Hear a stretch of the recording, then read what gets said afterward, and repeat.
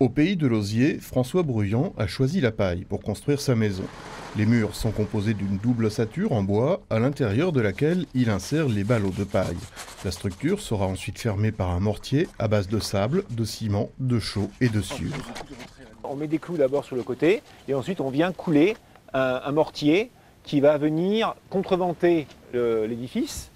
Et l'ensemble de la portance du mur est obtenu par la combinaison des 4 éléments que sont le bois, la paille, les clous et les feuillards métalliques qui empêchent l'écartement de la structure et le mortier. À la base du mur, des parpaings en pierre ponce qui évitent les remontées capillaires, car l'ennemi c'est l'humidité. Avec une telle méthode, la maison sera parfaitement isolée. Cette technique, François n'y voit que des avantages. Elle est facile à apprendre, les matériaux sont naturels, la maison respire et les coûts sont abordables. Pourtant, les assureurs professionnels restent sceptiques. Aujourd'hui, des règles professionnelles sont en cours de rédaction. Cette charte a pour but de les inciter à reconnaître le bien fondé du principe.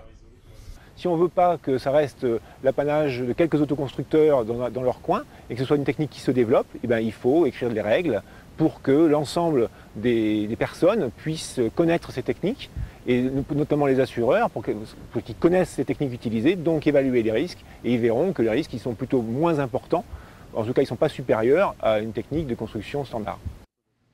Les maisons de paille peuvent aussi représenter un débouché pour l'agriculture et les petites entreprises locales. Quant à la solidité, le grand méchant loup peut toujours venir souffler.